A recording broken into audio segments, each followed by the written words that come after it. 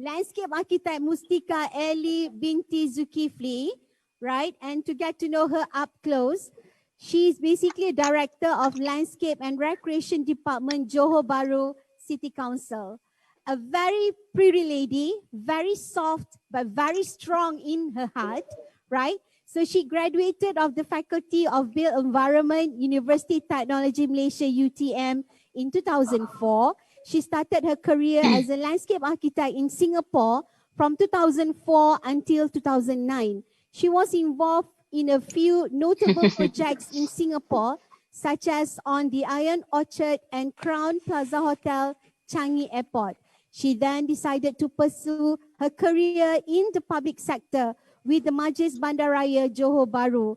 With the opportunity given to her to plan her beloved hometown, she learned a lot about policy making and also execution of strategies to make JB a better place to live in. Welcome back to Malaysia, landscape architect Mustika Eli, serving back our country with all your love and knowledge. So today she'll be presenting her paper entitled Emerging Stronger for a Healthy and Sustainable Green Infrastructure.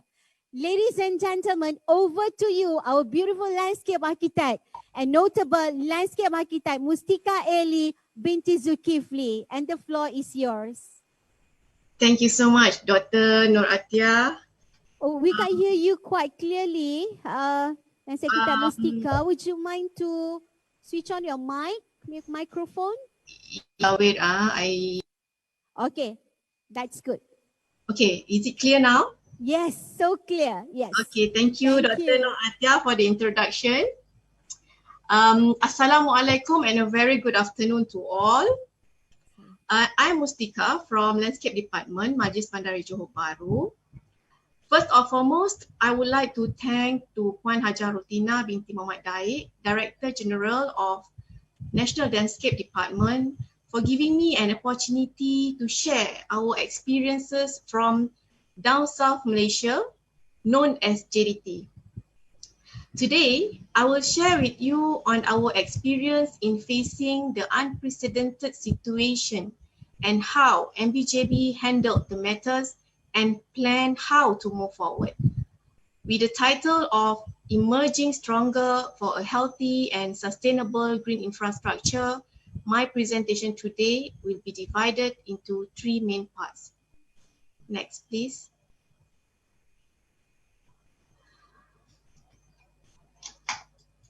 To start, I will share a bit about Johor Bahru and MBJB.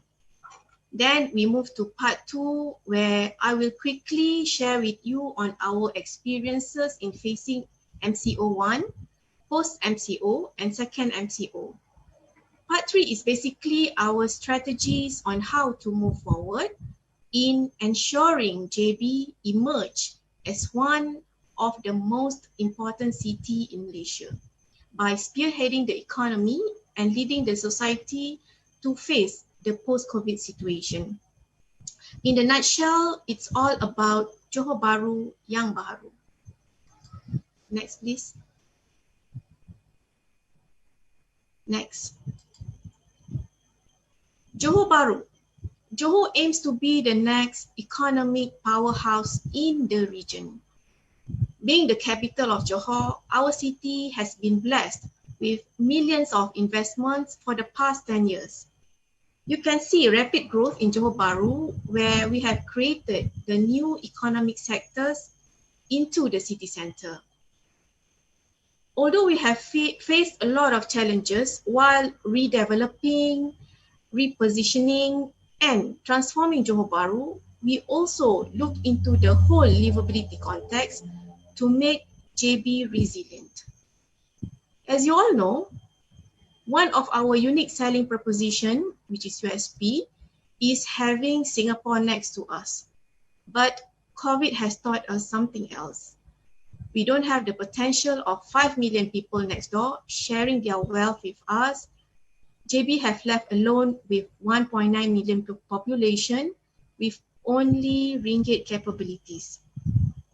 However, we have to stand strong to be sustainable and to explore new opportunities in order to retain our assets within our city, which is the talents. I mean citizens, our citizens. They are our economic drivers, they are the soul of the city, and they are our most important stakeholders for us to achieve our vision because they are our paymaster. Next. To set the stage, I need the audience to understand us. My job requires me to report directly to the Mayor of Johor Bahru, Yang Berhormat Datuk Haji Adib Azhari bin Daud. Our jurisdiction covers an area of 373.18 kilometers square. We have to serve 176 housing estates or residential areas, which is the home to 1.12 million citizens. MBJB Landscape Department is responsible to upkeep 249.27 kilometers of roadside landscape, 408 children playgrounds, 7 public parks, and not to forget to process all landscape plan approval from my fellow consultants. I believe some of you are in the audience. Even though we are technically coming from the same breed, which is landscape architect, but my nature of work requires me to look at a different angle and different perspectives in the landscape world. Technically, I'm a landscape architect by training. Socially, I am the gardener of the city or tukang kebun. Yalah, kita kerja tombol. Okay, next please. 2020 was the year of sadness. We were shocked when the pandemic strikes the world. Everyone was so scared, and health is the main priority. All cities in the world have to quickly adapt to the new norm. When the government decided to introduce MCO in Malaysia within a short notice, we have no option but to buckle up and to make the city in order while complying to the SOPs. It was a sad moment for us, and I'm sure it was a sad moment for everyone. Next. The city went silent, Singapore being disconnected from us. Many families were affected due to the cross-border economy impact and JB City Centre being the least desirable place to do business. Our roles immediately being changed overnight, where the team being mobilized to assist the frontliners to sanitize the contaminated area. Next. Let me quickly share our experience in facing the situation in part 2. Generally, we face it in 3 different phases. Each phase taught us new things, and today we are ready compared to the first phase. Nutshell MCO1 is about establishing SOPs. We look at the best way on how to close the park. Post MCO is about handling the city with COVID. Second MCO is to make JB safer and to offer the new deal for the citizens. Next, please. During MCO1, we were all confused. We can't leave our homes, but yet to ensure our responsibility as the caretaker of the city not being neglected. Hours of online meetings chaired by the mayor have been conducted to look into policy and our stand with regards to the city operation. MKN is always been the reference, and we have to adapt it to our suitability. With the power given under the Act, closing the park is easy, but to make the people informed and happy was the real challenge. MCO1 is actually about transition into the new norm. Next. When the government decided to uplift the MCO, first thing is to prioritize the public safety. We sanitize the parks and later quickly do the maintenance to ensure the city is ready for the citizens to be back into business. We want them to feel JB as the JB before MCO. We want to make sure the city is neat and tidy. We hope it can be a morale booster for them to drive the economy. As everyone back into business, under strict SOPs, we quickly organized strategic actions, learning from the MCO experience. This is when MBJB buy the idea that JB requires a new landscape master plan as part of facing the new norm. Post-MCO is about adapting the new norm. Next, please. Moving on part 3, this is the part where I want to share with you our directions and strategies to make the new JB, Johor Bahru yang baru, the new ways of living for a post-COVID future. Next. We are in the midst of developing our landscape master plan with a vision to make it as a living document. We push ourselves beyond the drawing boards and sexy jargons. We sell the idea that landscape is the vaccine for the new JB. In order to achieve that, we have to plan on how to ensure the citizens subscribe to the vision. We aim to make the document meaningful for the city. Our execution plan covers public participation and involvement. We strongly believe contribution creates commitments, and commitments means sustenance. To get an early buy-in, our roadmap has earmarked few pilot projects as the teaser to the rollout. The pilot project were crafted as part of the engagement programs to get input in furnishing our master plan. Next, please. Our master plan will be guided by 5 core strategies. Number 1 is to look at Perancangan Landscape Mampan dan Lestari, where we talk about sustainability.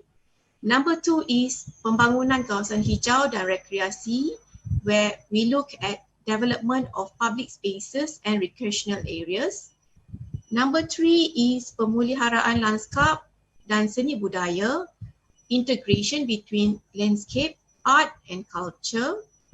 Number 4 is Pembudayaan Lanskap dan Kelestarian, to look into landscape and sustainability as a culture.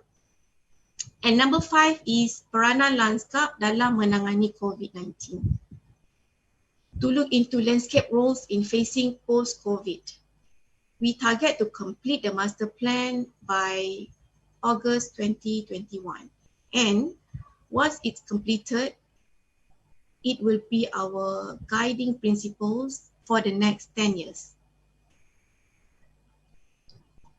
Next, please. While it's still work in progress, I am actually happy to share with you our thinking process or thinking method in preparing the master plan. We take JB City Centre or 0 kilometer mark. Next. As the point of reference, and we outlay the urban footprint according to the age of the development. We found out that there's a clear distinction between the development within 10 kilometer radius from the city center versus 20 kilometer radius from city center. Next. Okay. It tells us the function of the area as well as the state of the infrastructure. The development between 10 kilometer can be classified as the brownfield area, while beyond 10 kilometer up to 20 kilometer radius from the city center are the greenfield area or the extension of Johor Bahru or the Greater Tanjung Puteri. On top of that, we also toying with the idea of 15-minute city concept. The 15-minute city is a polycentric city where density is made pleasant, where proximity is vibrant, and where social intensity is real. Thought of fundamentally reshape our how people move, work, live and play. These ideas have gained even more traction during the COVID-19 pandemic. Our duty is to do something about that. Next, please. Okay, talking about 15-minute city concept, mobility experience among the citizens are the essence of the vision. Identifying the important veins of the city is the key to offer this experience. We aim to set policy to create different character and different experience based on the function of the roads. The landscape introduced will be the picturesque experience for the citizens to understand that actually they are within 15 minutes traveling time, and indirectly to tell them this is Johor Bahru. Next, please. Talking about urban resilience and strategies, that is the road. Next. Next.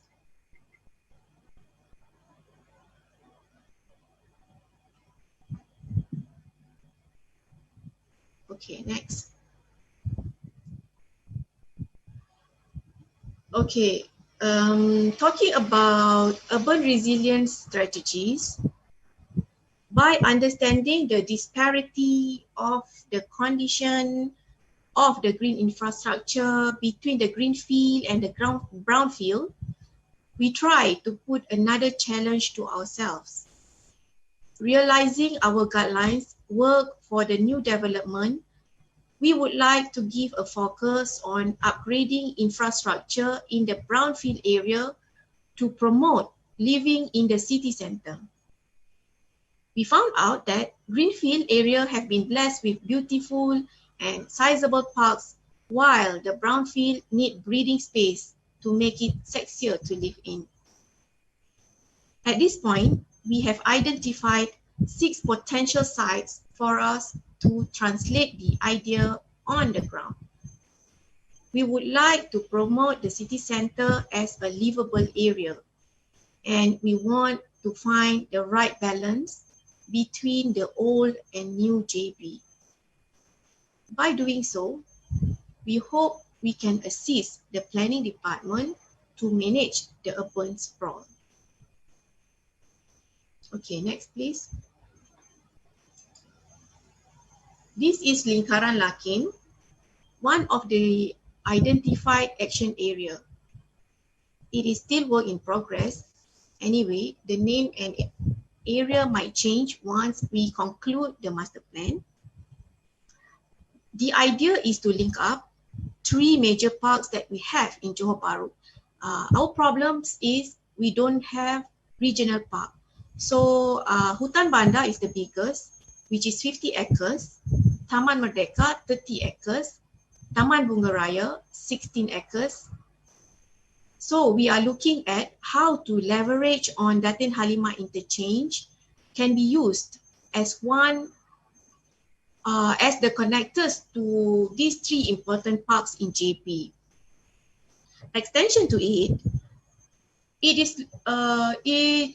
is to look at the potential of to provide direct linkages to the newly built sports center known as Arena Lakin. The ability to connect all this in a loop will offer a good green connectivity with a distance approximately of 30 kilometers. This intervention will boost the value for Lakin, Nongchi and Yaya Awal. We believe that by transforming the grey into green area will generate more positive space for the society. Next please. Okay, this slide is establishing module for public park in ensuring our future park can be organically evolved according to the needs and function. We are also planning a modular system to minimize the footprint as well as to create a more dynamic park for the society.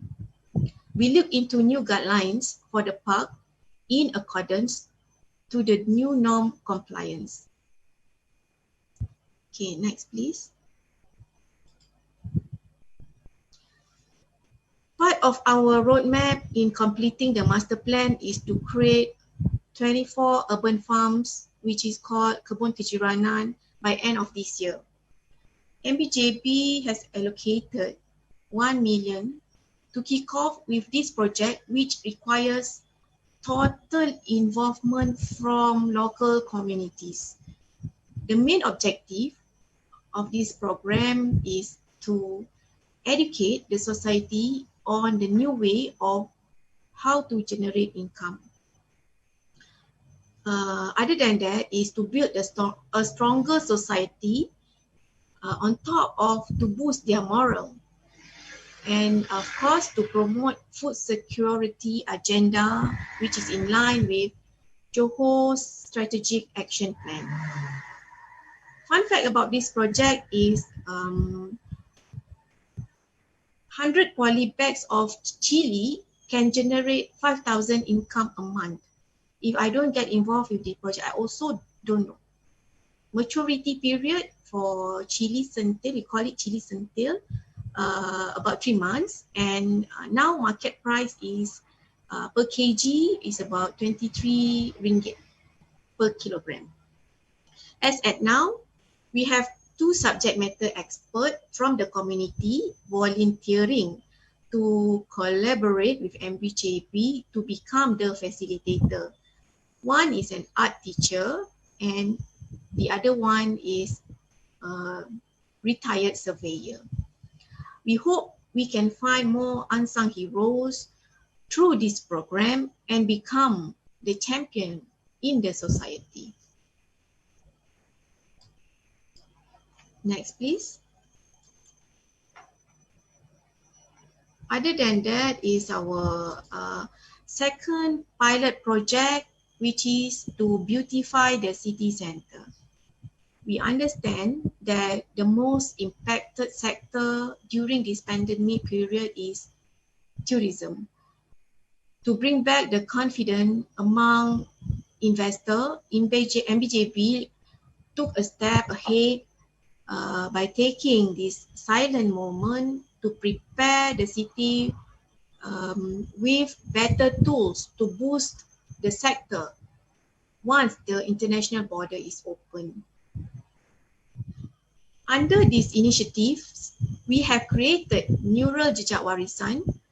We try to do some activity to uplift the backlane.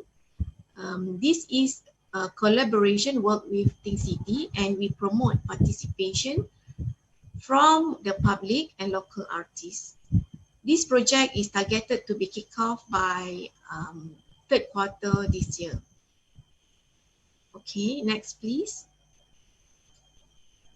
This is a sample of our completed collaboration project with Think City.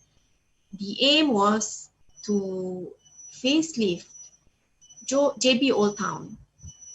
Under this project, MBJB has displayed a good coordination practices among 3 core internal departments, namely Jabatan Perancang, Jabatan Kejuruteraan, and Jabatan Landscape. The teamwork spirit has translated into a well-coordinated outcome. Uplifting the old city center is not an easy task.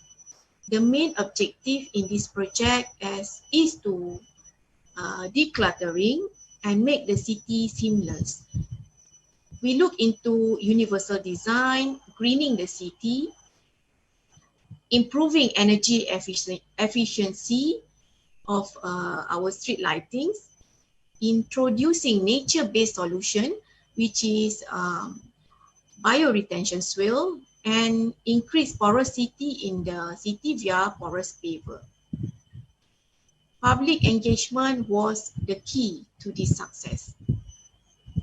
Okay, next please. Through that, we managed to create wider pathway, introducing more pocket and green spaces by removing 160 numbers of car parks to promote pedestrian-friendly experience and to encourage more people to walk in the city center. The challenge is real. We are lucky there's no unwanted incident such as PCAT when we execute the project. Buy-in is imminent. Next, please. Okay, pilot project number 3. Actually, we plan to focus on upgrading public park in order to serve small communities, since regional park can be closed anytime. So, next slide, please. An acronym to TMIYC is, an acronym for TMIYC is Tunku Mahkota Ismail Youth Center. It is another collaboration effort between MBJB and IRDA. The youth park was successfully launched by His Royal Highness Tunku Mahkota Johor during post-MCO. After the launch, he left us with the famous story of leaving his invisible guardian behind, playing the swing alone. You can Google about it. Welcome to the park. The park is actually meant for everyone, actually meant for all. Okay, next. We come to an end. Those are the strategies that we plan. We hope that 373 kilometer under jurisdiction of Johor Bahru, under jurisdiction of MBJB can be prosperous. And we hope that we can build together to achieve our vision, memperkukuh daya tahan Johor Bahru ke arah bandaraya bertaraf antarabangsa, berbudaya dan lestari. With that, I thank you.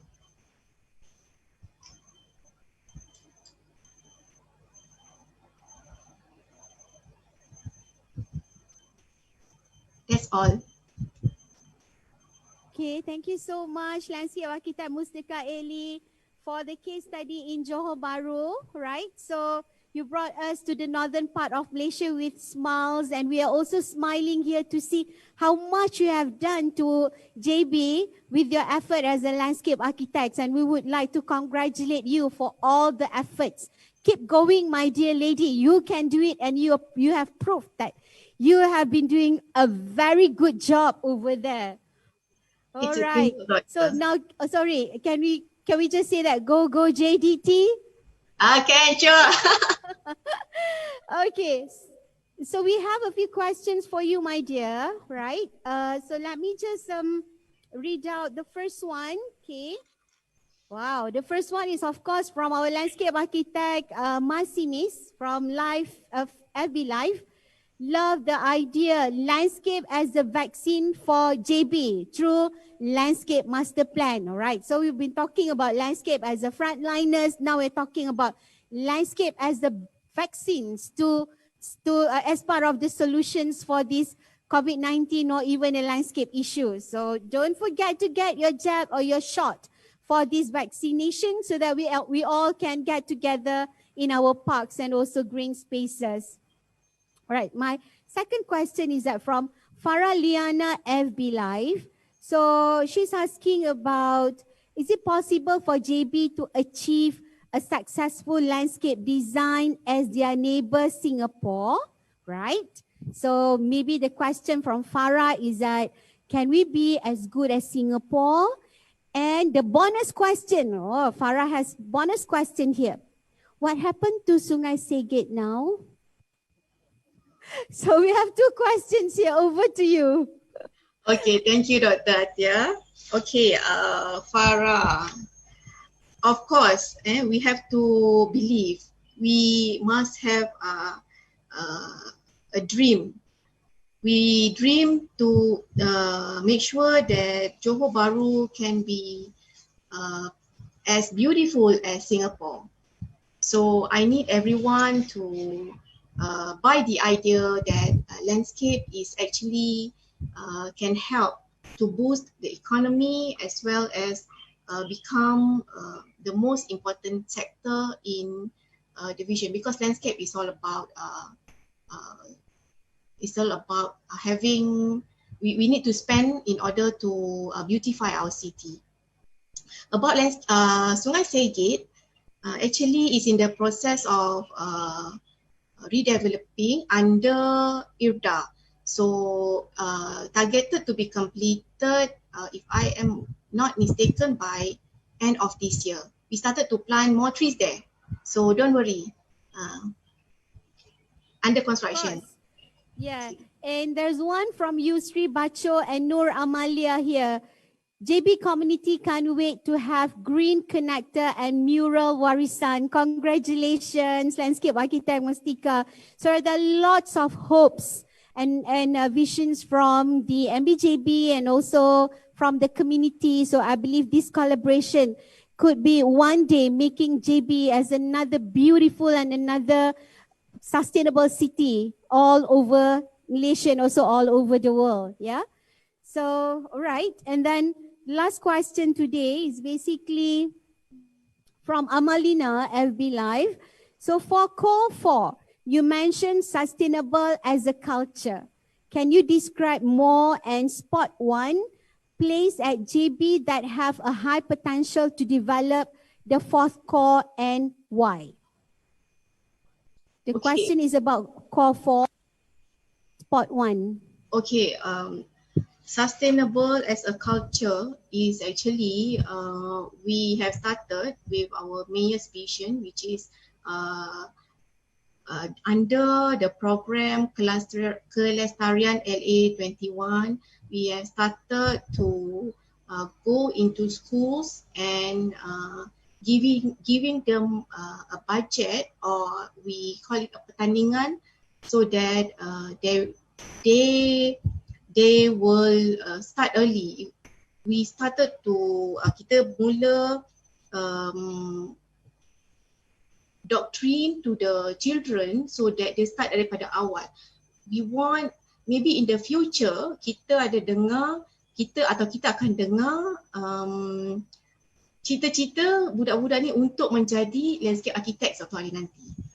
So I believe in start them young so that daripada awal kita dah mula pergi ke sekolah untuk terapkan ataupun nilaikan landscape ni sebagai budaya mereka. Agree with you. Start from school, yeah, landscape architect Mustika, so that they can have more awareness and they can be a much better landscape architects to understand the responsibilities to hold a plant for the nation. Yeah. All right. So how about the second question? Spot one place at JB that have high potential to develop the fourth core. Sorry, can you repeat, Doctor? Okay, the second question is that spot one place at JB that have a high potential to develop the fourth core and why?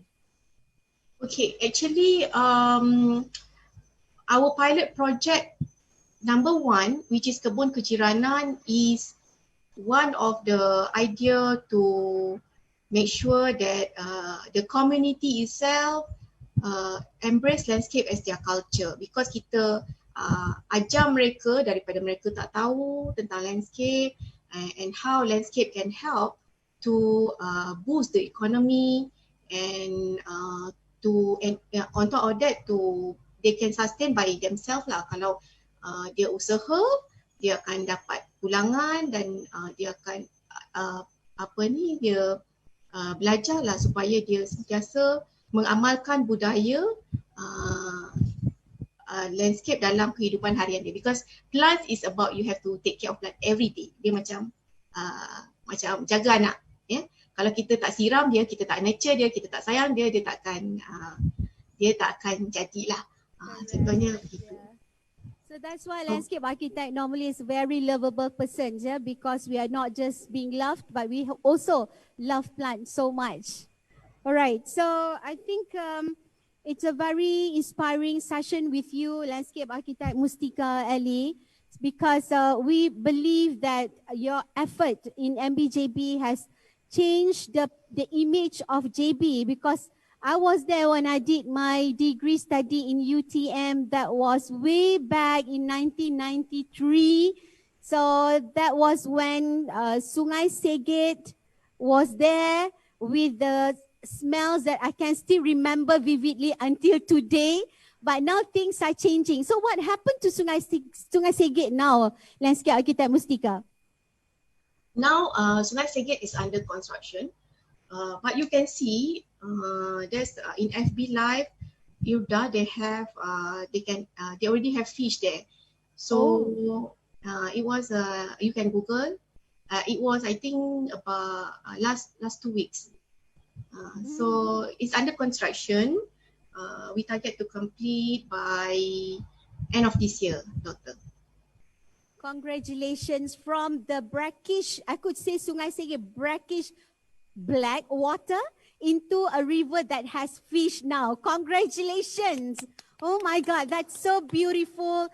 And really, with the effort of landscape architects in particular, and MBJB in this case definitely has shown a good example, a paradigm shift of looking into nature and how to blend our everyday activities with the natural environment.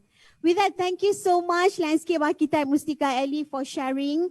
And you give us another bright ideas of how to use the parks and how could parks benefit the community, vice versa. And you give us hope to see JB as good as Singapore, and you give us all the, we call it all the passions to see that landscape architecture profession is a profession of today and tomorrow. Thank you so much. And thank you for your participation to be our speaker today. We have learned a lot, and definitely we want to hear from you more after this. Thank you so much. All right. So ladies and gentlemen, that's the end of our paper presentation today. And to recap what we have learned from the first paper until a paper by landscape architect Mustika just now, that all the efforts that we have been doing, whether it is directly from IFLA president, ILAM president, and also from the educators, and we have it from Think City, and last from MBJB for today, we are all going into one effort, which is to basically execute the trust of the national landscape policy. So ladies and gentlemen, allow me to share with you based on what we have been listening today. I could conclude that the effort has basically implemented to understand or to basically to execute trust number one, which is to inculcate the appreciation towards landscape, definitely. Number two, to strengthen and improve the quality of landscapes to achieve the most beautiful Garden Nation goal. Trust three, create landscape development programs to provide functional and sustainable green infrastructure. Trust number four, protect natural landscape as a national treasure. Trust five, develop competent organizations and human resources for national landscape development. Trust six, formulate and enforce landscape legislation and rules. And trust number seven, driving the national landscape industry. Ladies and gentlemen, all the papers today were talking about that, but trust me, we're going to have another papers which will be presented tomorrow by another prominent speakers that we could see on our flyers and banners.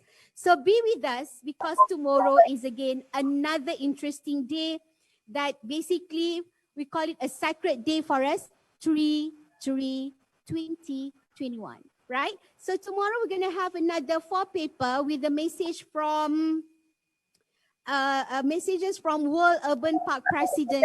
So there'll be a lot more. So ladies and gentlemen, our audience over there, Pinky promised to me that we will be meeting again tomorrow at 9 a.m. Okay? So with that, ladies and gentlemen, I would like to thank you for all your participation, for you to participate in the opening ceremony of our National Landscape Day 2021 in the morning, and continue with the seminar until this moment. And we will be seeing you again, inshallah, tomorrow at 9 until 12:30 tomorrow. So have a very good rest, churn all the knowledge, keep up the passion in your heart, and bring the energy to execute, because we have long way to go, but we have lots of energy to move with. With that, ladies and gentlemen, wabillahi taufiq wal hidayah. Assalamualaikum warahmatullahi wabarakatuh. And over back to our beautiful MC couple over there. Over to you. Thank you. Thank you very much to Associate Professor Landscape Architect Dr. Nur Atia binti Ismail for moderating the Day 1 seminar. Without a doubt, it was a very fruitful session. Ladies and gentlemen, with that, the first day of our seminar is heading to a close. On behalf of the organizing committees, we would like to thank all our speakers, participants, and moderator. On behalf of the organizer, we deeply apologize should there be any shortcomings throughout this session on our hybrid seminar. Ladies and gentlemen, we hope to see you again on day 2 of our seminar tomorrow at 9 a.m. on the same online platform. With that, salam hormat, wabillahi taufiq wal hidayah, wassalamualaikum warahmatullahi wabarakatuh.